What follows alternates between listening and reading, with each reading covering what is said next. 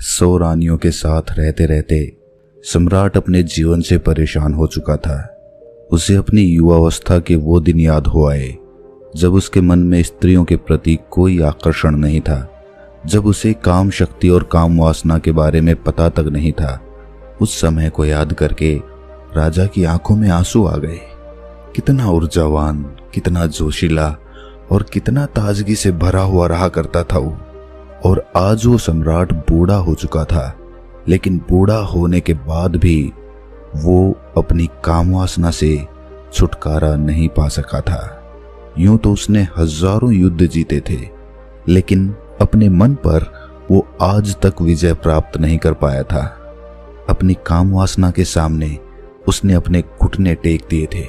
अब तो सम्राट को चिंता होने लगी थी, क्योंकि वो बूढ़ा हो चुका था और किसी भी वक्त उसकी मृत्यु हो सकती थी। लेकिन मृत्यु को अपने सामने देखकर जहां पर लोग मोक्ष और मुक्ति की बातें सोचते हैं, वहीं पर वो सम्राट कामवासना के विचारों से घिरा रहता था। 100 रानियां थी उसकी, एक से बढ़कर एक हसीन, और हर रानी के साथ उसने बच्चे भी पैदा किए थे। इतना काम भोगने के बाद भी उसका मन छटपटाता क्यों है? क्यों उसमें अब भी अश्लील विचार आते रहते हैं? सम्राट सोच में पड़ गया कि क्या मरने के बाद भी ये काम वासना का बोझ मैं अपने साथ लेकर यहां से जाऊंगा? सम्राट आत्मा के सिद्धांत को मानने वाला था, इसीलिए उसने सोचा कि अगर मैंने अपनी काम वासना से अभी छुटकारा नहीं पाया तो मेरी आत्मा ना जाने कब तक यूं ही भटकती रहेगी। मुझे अपनी आत्मा को मुक्त करने के लिए इन काम वासना के विचारों को यहीं पर छोड़ देना होगा। सम्राट दिन रात इसी चिंता में डूबा रहता था कि किस प्रकार मैं अपनी काम वासना से छुटकारा पा सकता हूं। और इसीलिए एक दिन उसने अपने राजमहल में सभी विद्वानों की एक सभा बुलाई। स्वाभाविक रूप से सभा में चर्चा का विषय काम वासना ही रखा गया था। सम्राट ने अपने मंत्री से पूरे नगर में घोषणा करवा दी थी कि जो भी विद्वान राजा के मन को संतुष्ट कर पाएगा वो पूरे जीवन काल के लिए राजा का सलाहकार बनकर रहेगा। इसीलिए नगर के सारे विद्वानों में एक होड़ लग गई थी। मंत्रिमंडल के द्वारा तय किए गए दिन नगर के सारे विद्वान राजमहल में पहुंच गए। कोई अपने हाथ में वेद लिए हुए था तो किसी के हाथ में उपनिषद थे। ज्यादातर विद्वान राजा को वेद और उपनिषदों के माध्यम से संतुष्ट करना चाहते थे। सभा में तर्क वितर्क शुरू हुए। सम्राट ने सबसे पहला सवाल पूछा कि ब्रह्मचर्य का असली मतलब क्या होता है। कुछ विद्वानों ने जवाब दिया कि जिस इंसान ने अपने जीवन में कभी भोग नहीं किया होता वही असली ब्रह्मचारी होता है। दूसरे विद्वानों ने इस बात का विरोध करते हुए बताया कि हो सकता है किसी इंसान ने भोग किया हो, लेकिन वर्तमान में अगर वो भोग का त्याग कर चुका है तो वो भी ब्रह्मचारी ही कहलाता है। और वास्तविकता में वही ब्रह्मचारी होता है जो भोग करने के बाद उसका त्याग कर देता है, वही ब्रह्मचारी कहलाता है। सम्राट को किसी विद्वान के उत्तर से संतुष्टि नहीं हो रही थी और इधर विद्वान आपस में तर्क वितर्क करने पर लगे हुए थे। कुछ ही देर में वहां पर एक बहुत ही अनूठा विद्वान पहुंचा। वो अपने साथ बेहद खूबसूरत 2 युवतियों को लिए हुए था। उस विद्वान ने वहां पहुंचते ही पहले तो देरी से आने के लिए सम्राट से क्षमा मांगी। उसको देखकर बाकी के सब विद्वान हंसने लगे। एक विद्वान ने सभा में खड़े होकर कहा कि जो इंसान खुद काम वासना से ग्रस्त हो वो दूसरे को काम वासना से छुटकारा कैसे दिला सकता है। इस पर इस विद्वान ने मुस्कुराते हुए उससे पूछा कि तुम्हें ऐसा क्यों लगता है कि मैं काम वासना से ग्रस्त हूं? उस विद्वान ने कहा कि तुम हमें अंधा समझते हो, क्या हमें बेवकूफ समझते हो? तुम यहाँ राजमहल में 2 युवतियों के साथ प्रवेश कर रहे हो, इसका मतलब क्या होता है? इसका अर्थ तो सीधा सीधा यही है कि तुम एक काम वासना से ग्रस्त आदमी हो। क्या मैं गलत कह रहा हूं? उस विद्वान ने मुस्कुराते हुए जवाब दिया कि महाशय, जिन युवतियों की तुम बात कर रहे हो वो दोनों मेरी बहनें हैं और वो भी मेरी ही तरह काम वासना की गहरी समझ रखती हैं। इस विद्वान ने सम्राट को संबोधित करते हुए कहा कि हे राजन, असली ब्रह्मचारी वही होता है जिसकी नजरों में एक पुरुष और एक महिला का अंतर हट गया हो। जब किसी इंसान की काम वासना खत्म हो जाती है, जो पूर्ण रूप से ब्रह्मचारी हो जाता है, उसके लिए सभी का शरीर एक इंसान का शरीर होता है। उसके अंदर किसी महिला को देखकर काम वासना के विचार उठना तो दूर, वो तो भेद भी नहीं कर पाएगा कि ये एक महिला है। उस ब्रह्मचारी के लिए हर एक जीवात्मा एक प्रकार की होती है। शारीरिक रूप से वो उनमें कभी भी भेद नहीं करेगा। उस विद्वान ने आगे बताया कि जो भी विद्वान यहाँ सभा में उपस्थित हैं, उन सभी को मेरे साथ ये 2 युवतियां दिखी।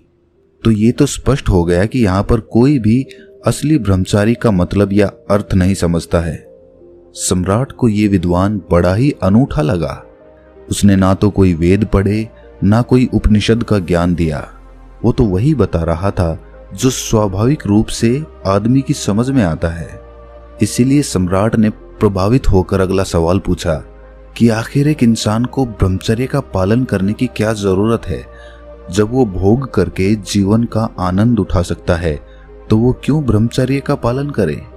इस पर उस विद्वान ने सम्राट से एक सवाल किया। उसने पूछा कि सम्राट, मुझे एक बात बताओ कि एक पेड़ ज्यादा ताकतवर होता है या फिर एक बीज? सम्राट ने उत्तर दिया कि एक पेड़ एक बीज से ही तो जन्म लेता है, तो इस प्रकार तो एक बीज एक पेड़ से ज्यादा ताकतवर हुआ। विद्वान ने बताया कि सम्राट, उसी प्रकार हमारे शरीर में भी काम शक्ति रूपी बहुत सारे बीज होते हैं। उनमें असीम ऊर्जा होती है जो हमारे लिए आनंद का स्रोत पैदा करती हैं।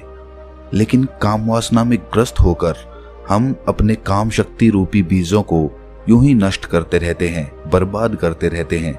और उन बीजों के नष्ट हो जाने के कारण एक आदमी ढीला, आलस्य से भरा हुआ, हमेशा थका थका सा रहता है। याद रखना, हमारे भोजन से हमारा रक्त बनता है, रक्त से हमारा मांस, हमारी हड्डी और आखिर में काम शक्ति रूपी बीज बनते हैं, जो कि बहुत ही कम मात्रा में होते हैं। इसीलिए अपने मन में उठने वाली काम वासना के लिए उन बीजों को नष्ट करना कहीं से भी तार्किक नहीं है। ब्रह्मचर्य का पालन करने से उन बीजों की शक्ति हमारे आंतरिक स्वरूप में समा जाती है, जो हमारे चेहरे पर तेज पैदा करती है, हमारे शरीर को बीमारियों से बचाती है। और यही काम शक्ति रूपी बीज जब ध्यान के माध्यम से ऊर्जा में परिवर्तित कर दिए जाते हैं, तो यही आनंद का स्रोत बन जाते हैं। सम्राट ने अगला सवाल पूछा, जो सम्राट के जीवन के लिए बहुत ही महत्वपूर्ण था। सम्राट ने पूछा कि काम वासना से छुटकारा किस प्रकार पाया जाए। विद्वान ने उत्तर दिया कि हे सम्राट, जो बुद्धिमान होता है वो ये जानता है कि काम वासना रूपी कुएं का पानी जो जितना ज्यादा पिएगा उतनी ही ज्यादा प्यास उसे लगेगी, उसकी प्यास कभी नहीं बुझेगी। इसीलिए या तो वो कभी इस काम वासना रूपी कुएं का पानी पीता ही नहीं, और अगर ग्रस्त जीवन होने के कारण मजबूरीवश उसे कभी इस कुएं का पानी पीना भी पड़ जाता है, तो वो सिर्फ एक कुएं का पानी पीता है। उस विद्वान ने राजा को संबोधित करते हुए कहा कि हे राजन, आपके जीवन में आपने 100 रानियों से शादी की, लेकिन आपने भी महसूस किया होगा कि जिसकी प्यास बुझनी होती है उसकी प्यास एक ही जगह पर बुझ जाती है, लेकिन जिसकी प्यास नहीं बुझनी होती, चाहे वो 100 स्त्रियों के साथ भोग कर ले, लेकिन फिर भी उसकी प्यास अधूरी रह जाएगी। विद्वान ने सभी को समझाते हुए आगे कहना शुरू किया कि अगर आपके जीवन का लक्ष्य स्पष्ट नहीं है, तो आप सभी नाना प्रकार की भोग की वस्तुओं में गिर जाएंगे। लेकिन वहीं पर अगर आपका लक्ष्य स्पष्ट है, तो आप अपना पूरा ध्यान अपने लक्ष्य को पूरा करने में लगाएंगे, ना कि भोग करने में। सम्राट, तुमने सुना होगा, एक कहावत बहुत पुरानी है कि खाली दिमाग शैतान का घर होता है। इसीलिए एक इंसान को अपने जीवन का लक्ष्य स्पष्ट दिखाई देना चाहिए। शुरुआती चरण में काम वासना हमेशा हमारे विचारों के द्वारा उत्पन्न होती है, और अगर हम अपने विचारों को ऐसी जगह पर लगाएंगे जिससे हमारा लक्ष्य पूरा हो सके, तो हमारे मस्तिष्क में काम वासना के विचारों के लिए कोई जगह ही नहीं बचेगी। विद्वान ने सम्राट को चेतावनी देते हुए कहा कि सम्राट, याद रखना, भोग करने से ज्यादा खतरनाक काम वासना के विचार होते हैं। वो हमारा मानसिक संतुलन बिगाड़ देते हैं, हमारी दृष्टि को भ्रमित कर देते हैं। उस विद्वान ने सभी को सभा में एक कहानी सुनाते हुए कहा कि एक बार 2 सन्यासी भिक्षा मांगकर अपने आश्रम में वापस आ रहे थे। रास्ते में एक नदी थी। उनका आश्रम नदी के उस पार था, इसीलिए उन्हें नदी पार करके जाना होता था। एक दिन जब वो भिक्षा मांगकर अपने आश्रम में वापस लौट रहे थे तो नदी के किनारे एक महिला बैठी हुई थी। उस महिला ने उन दोनों सन्यासियों से पूछा कि क्या आप मुझे नदी पार करवा सकते हैं। उनमें से एक सन्यासी ने तो छूटते ही मना कर दिया। उसने अपने मन में सोचा कि मैंने तो ब्रह्मचर्य का व्रत ले रखा है, भला मैं किसी स्त्री को छू कैसे सकता हूं। दूसरे सन्यासी ने मुस्कुराते हुए उस महिला को अपने कंधे पर बिठा लिया और अपने कंधे पर बिठाकर उसने उसे वो नदी पार करवा दी। यही बात उस दूसरे सन्यासी को अखर गई। जब वो उस महिला को दूसरे किनारे पर छोड़कर अपने आश्रम के रास्ते से वापस अपने आश्रम आ रहे थे तो सन्यासी ने कहा कि तुमने ये ठीक नहीं किया। तुम्हें उस महिला को अपने कंधे पर नहीं बिठाना चाहिए था। तुमने उसे वो नदी पार करवाकर बहुत बड़ी गलती की है, इसीलिए मैं तुम्हारी शिकायत गुरुजी से करूंगा। उस सन्यासी ने हंसते हुए कहा कि मैं तो उस महिला को कभी का अपने कंधे से उतार चुका हूं, लेकिन शायद तुम उसे अपने दिमाग में से अभी तक नहीं उतार पाए हो। सभा में उपस्थित सभी लोग उस विद्वान की ये कहानी बड़े ध्यान से सुन रहे थे। आखिर में विद्वान ने सम्राट को बताया कि सम्राट, उसी तरह हम भी अपने मन पर ना जाने कितने बोझ लेकर चलते रहते हैं। कामुक विचार हमारे मन को उसी प्रकार मैला करते रहते हैं जिस प्रकार सिर्फ एक गंदा नाला पूरी नदी को मैला कर देता है। अगर तुम जीवन में आनंद चाहते हो, ऊर्जा से भरा हुआ महसूस करना चाहते हो, तो अपने मन के लिए पवित्र विचारों का रास्ता बनाओ। उस विद्वान ने आखिर में सबसे महत्वपूर्ण सीख बताते हुए कहा कि जीवन में अगर किसी भी वस्तु का होशपूर्वक भोग किया जाए तो मन उसकी अनित्यता समझ लेता है। मन समझ लेता है कि ये वस्तु हमें हमेशा के लिए आनंद नहीं दे सकती, हमें परमानंद के लिए कोई और रास्ता चुनना होगा। और जब मन इन बातों को समझने लगता है तो अपने आप ही उसमें से काम वासना के विचार विलीन होने लगते हैं। इसीलिए होश में रहकर वस्तुओं का भोग करना सीखो, जिससे तुम उनकी अनित्यता समझ सको। ये सुनकर सम्राट ने प्रश्न किया कि होशपूर्वक भोग भोगने से तुम्हारा मतलब क्या है। इस पर उस विद्वान ने सम्राट को समझाते हुए उत्तर दिया कि जिस मनुष्य का चित्त एक काम में पूरी तरह से नहीं लग पाता है, वो किसी भी कर्म को परिपूर्णता में नहीं कर पाते हैं। इसीलिए उस कर्म का फल हमें पूरी तरह से नहीं मिल पाता है। उदाहरण के लिए, जब एक मनुष्य किसी दूसरे मनुष्य को दान देता है तो दान देते वक्त उसका मन किसी लक्ष्य की प्राप्ति के लिए सोच रहा होता है। उसी प्रकार जब कोई आदमी भगवान से प्रार्थना करता है तो वो उनकी पूरे चित्त से, भक्ति भाव से आराधना करने की बजाय वो अपनी इच्छा प्राप्ति के लिए प्रार्थना कर रहे होते हैं। सम्राट, तुम खुद सोचो, अगर कोई मनुष्य पूरे चित्त से कोई कर्म करता ही नहीं तो उसे उस कर्म का पर्याप्त फल कैसे प्राप्त होगा? ये तो असंभव सी बात लगती है। सम्राट, जो जीवन में घटित हो रहा है उसे घटित होने दो और आखिर में यही तुम्हें अंतिम सत्य तक पहुंचा देगा। लेकिन जो कुछ भी घटित हो रहा है उसमें तुम अपना पूरा चित्त लगाओ।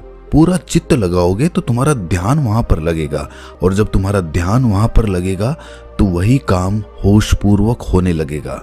जागते हुए कोई कर्म करने से बाद में पश्चाताप हो ही नहीं सकता।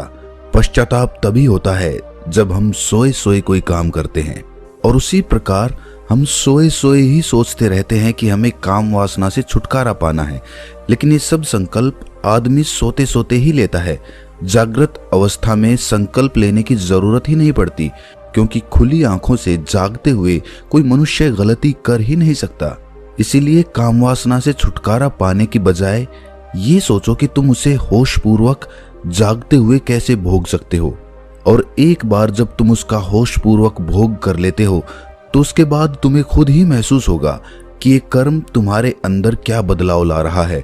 अगर वो तुम्हारे अनुसार सही नहीं होगा, तुम्हें गलत लगेगा, तो तुम उसे वैसे ही छोड़ दोगे, तुम्हें संकल्प लेने की जरूरत ही नहीं पड़ेगी।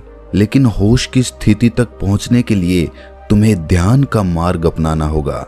ध्यान करने से ही आदमी की निद्रा टूटती है, वो जागृत अवस्था में आता है, और जब वो जागृत अवस्था में आता है तो उसका चित्त एक काम पर पूरी तरह से लगने लगता है, और उसके बाद होशपूर्वक उस कर्म को करने के बाद उस कर्म की अनित्यता को हमारा मन अपने आप समझने लगता है। विद्वान ने अपनी बात को और गहराई से समझाते हुए समझाया कि सोए हुए इंसान को तो रास्ते पर पड़ा हुआ सांप भी दिखाई नहीं देता, वो भी उसे तब पता चलेगा जब वो सांप पर पैर रख देगा। और इसी प्रकार तो हर इंसान कार्य करता है। जब वो रास्ते पर चलता है तो अपने विचारों में, अपनी भविष्य की योजनाओं में उसका मन हमेशा उलझा रहता है। उसका ध्यान अपने चलने पर तो होता ही नहीं है, तो रास्ते पर कहां से होगा। ये सब लक्षण एक सोए हुए मनुष्य के होते हैं, और जब वो मनुष्य ये महसूस कर पाता है कि वो कितनी गहरी निद्रा में है, तो उसी समय उसके जीवन में ध्यान का उदय होता है। लेकिन सोए हुए इंसान को भला किस प्रकार दिखाई देगा कि वो सोया हुआ है? या तो कोई उसे हिलाकर जगाए या उसे बताए कि तुम सोए हुए हो, तब तो उसकी नींद टूटेगी। लेकिन ऐसे मनुष्य हमें कम ही मिलते हैं जो हमें ये एहसास कराते हैं कि हम कितनी गहरी निद्रा में सोए हुए हैं। हमारा मन विचारों का, भविष्य की योजनाओं का, अतीत के दुखों का एक दफ्तर बन चुका है। वो सम्राट इस विद्वान के उत्तरों से बहुत प्रभावित हुआ, और उस सम्राट ने इस विद्वान को अपने पूरे जीवन काल के लिए अपना सलाहकार बना लिया। तो दोस्तों, कैसी लगी ये कहानी आपको? कमेंट सेक्शन में जरूर बताना, और अच्छी लगी हो तो इस चैनल को सब्सक्राइब करके नोटिफिकेशन बेल को जरूर प्रेस कर देना। तो मिलते हैं अगली कहानी में, तब तक के लिए अपना ख्याल रखें।